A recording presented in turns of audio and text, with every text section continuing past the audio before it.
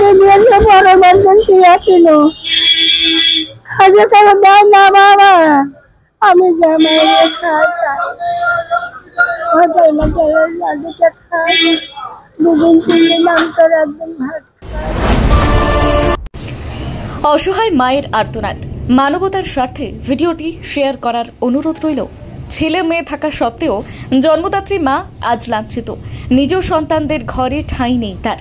আজকের সমাজে হাজারো মা ছেলের দোরগড়ায় অপমানিত, কিন্তু কেউ বৃদ্ধাশ্রমে, কেউ আবার পথে ঘাটে রাত কাটাচ্ছেন অশ্রু নিয়ে। আমরা কি ভুলে গেছি মায়ের পদতলেই জন্মাতো? আজ সেই অসহায় মায়ের পাশে দাঁড়ালেন বাসির বাংলা নিউজ পরিবার। আপনারাও দোয়া করবেন যাতে আমরা প্রতিনিয়তই এভাবে অসহায় মানুষের পাশে দাঁড়াতে পারি। মায়ের কান্না হোক সমাজ বদলের অঙ্গীকার। মানুষের কণ্ঠস্বর, বাসির বাংলা। মানুষকে খুশি করতে গেলে টাকার প্রয়োজন নেই, মানুষকে ন্যূনতম কিছু দিয়েও খুশি করা যায়। তাই আজকে আমার পাশে বসে রয়েছে একজন মা, তেনার সন্তান থাকা সত্ত্বেও আজকে লাঞ্ছিত, অপদলিত।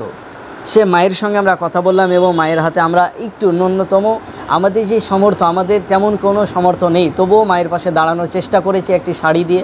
আপনারা সকলে দোয়া করবেন। আচ্ছা নানি, এই শাড়ি পেয়ে আপনার কেমন লাগছে নানি? ভালো লাগছে। আপনি আমাদের জন্য দোয়া করবেন। হ্যাঁ ভালো, তোমার দোয়া। এই সমস্ত মায়েদের মুখে হাসি ফোটানোর জন্য আমরা মূলত এই কাজ করি। আপনারা একটু সাপোর্ট করবেন, আমাদের ভিডিওগুলো আপনারা দেখবেন, আমাদেরকে সাপোর্ট করবেন যাতে আরও মানুষের পাশে আমরা দাঁড়াই। দুটো ছেলে, ও বোটো নাই ছেলের, 10 বছর মরে গেছে, বিয়ে টিয়ে করেনি, ও নিজে হোটেলে খায়, রান্না করে না বাড়িতে। এক ছেলে আর এক ছেলে বিদেশে আছে। বিদেশে কোথায়? কাজে কাজে ছেলে মেয়ে দেখে আপনাকে? ছেলে মেয়ে দেখে না গো, কি বলবো আর, না দেখলে কি বলবো, মিথ্যা কথা করবো তাই বলো।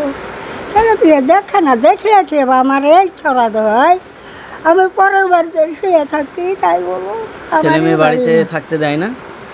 ছেলে মেয়ে না, এলা শুয়ে বাড়ি করেছি, বিটির বেটারা ওই অত্যাচার খেতে দিয়েছে বাড়ি থেকে আমাকে।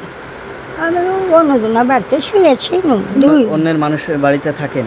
হ্যাঁ। খাওয়া দাওয়া কথা করেন? খাওয়া দাওয়া ওইখানে করি না, হোটেলে করি, দুটো চারটে মানুষ যেই যা দেয় আর আমাকে খাতে দেয়, সবাই দেয়, হোটেল আওলারাও ডাকে দেয়, খাই আমি।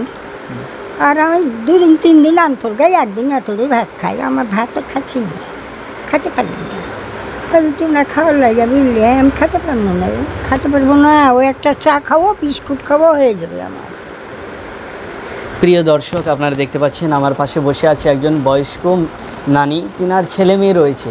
কিন্তু ছেলে মেয়ে দেখুন 10 মাস 10 দিন যে মা কষ্ট করে যে গর্ভে ছেলে মেয়ে, যে সন্তান 10 মাস 10 দিন গর্ভে নিয়ে ধারণ করলেন, আজকে সেই সন্তান মায়েরা যে আশ্বাস এবং যে আশা নিয়ে ছেলে মেয়ে মানুষ করছে, কিরমে কিরমে ছোট থেকে যখন মানুষ করছেন, কোরআনে বলছে ওয়াকাদা রাব্বুকা আল্লা তা'বুদু ইল্লা ইয়্যাহু ওয়া বিল ওয়ালিদাইনি ইহসানা।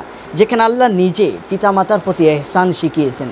আল্লাহ বলছেন ইম্মা ইয়াবলুগান্না ইনদাকাল কিবারা আহাদুহুমা আও কিলাহুমা ফালা তাকুল্লাহুমা উফফিন ওয়ালা তানহারহুমা ওয়া কুল্লাহুমা কওলান কারীমা।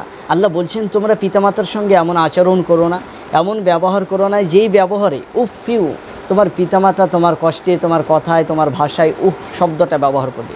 সে মা আশা করেছিলেন সেই সন্তানেরা আজকে বড় হয়েছে, তারা প্রতিষ্ঠিত হলেও সে মায়ের জায়গা হচ্ছে না সন্তানদের বাড়িতে।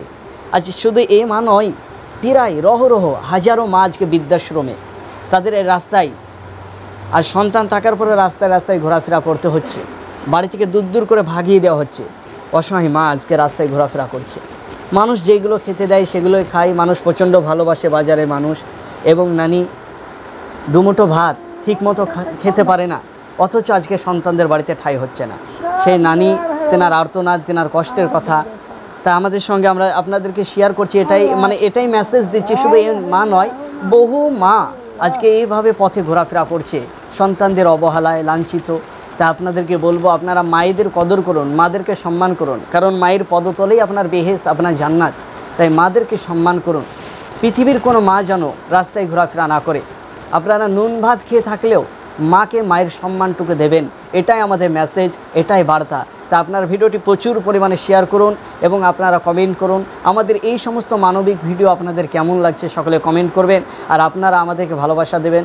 আপনাদের ভালোবাসা পেলে আমরা আগামীতে আরও অসহায় দারিদ্র মানুষদের কাছে পৌঁছে যাব, তাদের সুখ দুঃখের কথা আপনাদের কাছে আমরা শেয়ার করব।